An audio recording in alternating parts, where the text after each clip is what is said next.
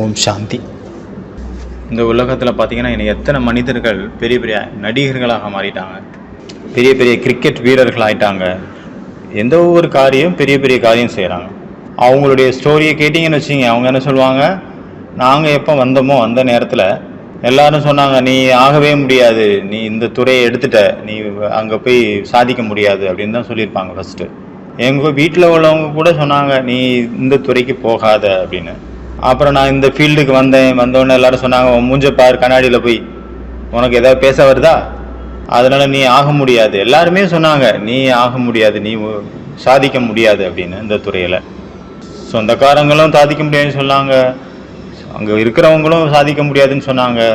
நம்மளை பார்த்து ஒரே ஒரு மனசு மட்டும்தான் அந்த விஷயத்தை ஸ்வீகாரம் பண்ணலை.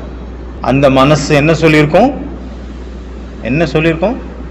எப்படி விஞ்ஞானத்தில் இருக்குது, விஞ்ஞானத்தில் சயின்ஸில் எவ்வளோ சட்டங்கள் இருக்குது, லாஸ் இருக்குது, சூத்திரங்கள் இருக்குது. அதே போல் ஆன்மீகத்தினுடைய லா, சட்டம் என்ன அப்படின்னா, நம்ம எதை அடிக்கடி நினைக்கிறோமோ அது நடந்தே தீரும்.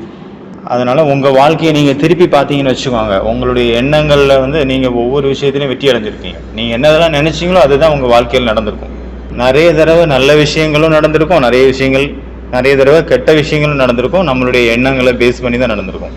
அதனால் நம்ம மூளைக்குள்ளே என்ன ஃபிக்ஸ் பண்ணணும், மனசுக்குள்ளே புத்திக்குள்ளே எது பார்த்துட்ருக்கோம் அது சரியில்லை அப்படின்னா அதை ஃபிக்ஸ் பண்ணக்கூடாது. உங்களுக்கு என்ன தெரியுதோ தப்பானதாக இருக்கலாம், அதை நீங்கள் ஃபிக்ஸ் பண்ணக்கூடாது. நீங்கள் எதை ஃபிக்ஸ் பண்ணணும் அப்படின்னா, நீங்கள் என்ன பார்க்க விரும்புகிறீங்களோ அதை ஃபிக்ஸ் பண்ணுங்கள். சட்டம் என்ன, எதை நம்ம அதிகமாக நினச்சிட்ருக்கோம் அதனுடைய எனர்ஜி போயிட்டுருக்குது வெளியில், அது சித்தி ஆயிடுது.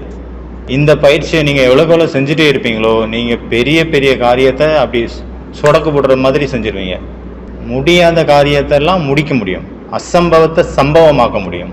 நீங்கள் எதை அடிக்கடி நினைக்கிறீங்களோ அது உங்கள் முன்பாக பொருட்களாக பரிணமிக்கும். இதுதான் சட்டம்.